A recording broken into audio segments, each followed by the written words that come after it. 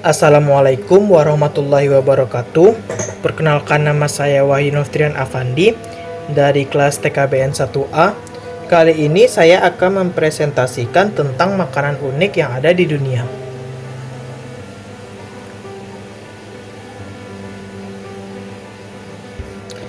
Setiap negara di dunia pasti memiliki keunikan tersendiri dalam menyajikan setiap menu makanan khas negaranya masing-masing.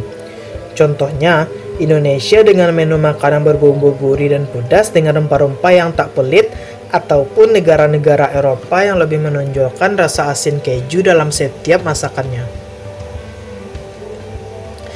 Berikut sebagian makanan unik yang ada di dunia. Yang pertama dango, yang kedua ada arancini, yang ketiga ada balut, yang keempat ada churros, yang kelima ada eskamol. Yang pertama yaitu dango yang berasal dari Jepang. Dango atau dango merupakan kuliner yang terbuat dari tepung beras layaknya pangsit Jepang atau dumpling. Dango disajikan seperti layaknya sate dan dimasak di atas api di ruangan terbuka. Dango biasanya disajikan dengan kecap asin dengan taburan bumbu wijen. Harga per tusuk sangat terjangkau, yaitu sekitar Rp13.000. Hidangan ini bisa ditemui di berbagai street food dan kuil di Jepang. Sejak zaman dahulu, masyarakat Jepang sudah biasa mengonsumsi makanan yang terbuat dari tepung beras. Dango yang terkenal sampai saat ini adalah Mitarashi Dango, yang dibuat pertama kali di kedai teh Kamo Mitarashi yang berada di kuil Shimogamo, Kyoto. Mitarashi dango adalah dango yang di atasnya dituang saus manis asin berbahan dasar soyu. Sekarang, Mitarashi dango dapat dibeli di supermarket yang ada di seluruh Jepang. Makanan ini diberi nama Mitarashi dango karena bentuknya menyerupai gelembung yang dihasilkan dari proses penyucian air kolam Mitarashi yang mengalir di pintu masuk kuil Shimogamo. Pada saat itu, satu tusuk Mitarashi dango terdiri dari 5 butir dango. Satu dango paling atas melambangkan kepala, 2 dango di bawahnya melambangkan lengan, dan 2 dango terakhir melambangkan kaki. Dengan mempersembahkannya kepada dewa, Mitarashi dango juga memiliki makna sebagai korban yang akan menggantikan manusia untuk menerima kesulitan. Berikut jenis-jenis dango, yaitu ada Mitarashi dango. Yang kedua ada anko dango, yang merupakan dango kenyal dengan anko atau pasta kacang azuki di atasnya. Yang ketiga adalah kusadango, yang merupakan jenis dango dengan campuran rumput liar, yaitu rumput yomogi. Yang keempat ada bochan dango. Dango ini memiliki 3 warna dan rasa. Warna merah rasa anko, warna kuning rasa telur, dan warna hijau rasa matcha. Yang kelima ada denpun dango. Denpun dango berasal dari Hokkaido. Makanan manis istimewa yang nikmat ini terbuat dari tepung kentang yang dipanggang bersama kacang rebus manis. Yang keenam ada hanami dango, yang merupakan acara menikmati keindahan bunga sakura. Kata hana berarti bunga sakura, dan mi berarti melihat atau mengagumi. Hanami dango terdiri dari 3 warna, yaitu merah muda yang menyerupai bunga sakura, warna rumput hijau, dan warna putih. Yang keenam ada kinako dango. Kinako dango ditaburi tepung kedelai yang harum dan manis. Dan yang terakhir ada yuki dango. Yuki dango merupakan dango yang dipanaskan setelah diberi rasa. Selanjutnya ada arancini yang berasal dari Italia. Arancini adalah camilan bulat yang terbuat dari nasi yang dicampur dengan tepung roti, telur yang diisi dengan daging cincang, serta mozzarella. Bagian luarnya terasa garing dan renyah karena dimasak dengan cara digoreng, sementara bagian dalamnya terasa empuk dan melted karena ada keju leleh di dalamnya. Arancini biasanya disantap bersama dengan saus pendamping seperti saus tomat ataupun Napoleon. Cemilan yang memiliki cita rasa gurih ini berasal dari Sisilia. Arancini sudah ada di Italia sejak abad ke-10. Nama arancini berasal dari kata arancina, yang dalam bahasa Italia berarti jeruk kecil, karena bentuknya bulat dan berwarna kuning orange seperti jeruk. Di Italia sendiri, arancini biasanya dijajakan di warung-warung kaki lima sebagai makanan pengganjal rasa lapar. Cemilan ini mulai terkenal di penjuru dunia sejak muncul dalam novel detektif karya Andrea Camilleri. Dalam novel ini dikisahkan, Inspektur Montalbano yang merupakan sang karakter utama sangat menyukai arancini, sehingga cemilan ini sering muncul dalam novel yang bersetting latar Italia ini. Arancini memiliki banyak varian rasa. Rasa yang banyak ditemui adalah arancini con raga yang terdiri dari daging, saus tomat, beras, dan keju mozzarella.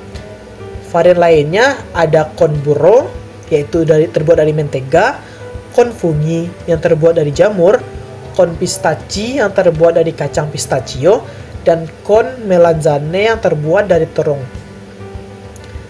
Memasak arancini tidaklah mudah dan membutuhkan waktu yang lama. Nasi yang digunakan untuk arancini harus didinginkan terlebih dahulu, supaya telur yang nanti digunakan tidak menjadi matang dan agar bentuknya bisa bulat sempurna dan tidak rusak saat digoreng. Selanjutnya, ada churros yang berasal dari Spanyol. Churros merupakan kuliner yang sudah ada di mana-mana termasuk Indonesia. Namun, hidangan churros terenak hanya ada di Spanyol, negara asalnya. Churros terbuat dari adonan donat yang digoreng dengan bentuk memanjang. Untuk menikmatinya, biasanya para penjual akan memberikan coklat meleleh sebagai pelengkap. Pada saat ini, terdapat berbagai jenis churros dengan bentuk yang lebih menarik, seperti sebut saja bentuknya seperti spiral, hati, bahkan berbentuk huruf yang tentunya lucu untuk dilihat. Churros dianggap makanan nasional Spanyol. Konon, dulunya ini adalah cemilan para pengembala kambing di pegunungan Spanyol. Namanya saja diambil dari kata churro, yaitu jenis kambing yang mereka gembala. Nama ini dipakai karena cemilan ini mirip sekali dengan tanduk si kambing. Churros di zaman ini cuma dibuat dari tepung, air, dan garam, namun di zaman modern saat sekarang ditambahkan dengan butter dan telur. Di Spanyol, churros biasa dimakan sebagai menu sarapan. Cara populer memakannya yaitu menyelupkannya ke dalam coklat kental. Ini konon sudah berlangsung sejak abad ke-16, masa coklat mulai masuk ke benua Eropa. Toko yang khusus menjual churros disebut churrerias. Selanjutnya yaitu ada balut yang berasal dari Filipina. Balut memang makanan yang berasal dari telur bebek. Namun sajiannya berbeda dari biasanya, karena kita harus memakan telur embrio yang terdapat di dalamnya sekaligus. Biasanya, telur yang kita makan adalah telur yang baru saja dikeluarkan oleh induknya. Namun, makanan yang satu ini agak berbeda karena yang diambil adalah telur bebek yang embrionya sudah berumur 16-21 hari. Kebanyakan telur yang dikonsumsi adalah yang berumur 17 hari. Karena telur ini adalah telur yang sudah cukup lama dikeluarkan induknya, embrionya pun mulai membentuk tubuh bebek. Inilah yang nantinya akan dikonsumsi orang-orang sebagai makanan. Rasanya telur ini agak kasar dan terasa garing seperti memakan tulang muda. Telur ini direbus selama 20-30 menit, lalu setelah matang, ujung cangkang dibuka untuk memudahkan orang yang akan mengonsumsinya. Saat ujung cangkang dibuka, terlihatlah paruh, sayap, hingga bulu bebek yang pembentukannya hampir sempurna. Sebelum disantap, balut biasanya ditambahkan garam, bubuk cabai, bawang putih, ataupun cuka. Bumbu tambahan tadi disesuaikan dengan selera orang yang akan memakannya. Balut dipercaya mengandung protein yang lebih tinggi dibandingkan dengan telur ayam. Oleh karena itu, banyak masyarakat Filipina yang mengonsumsi makanan yang satu ini.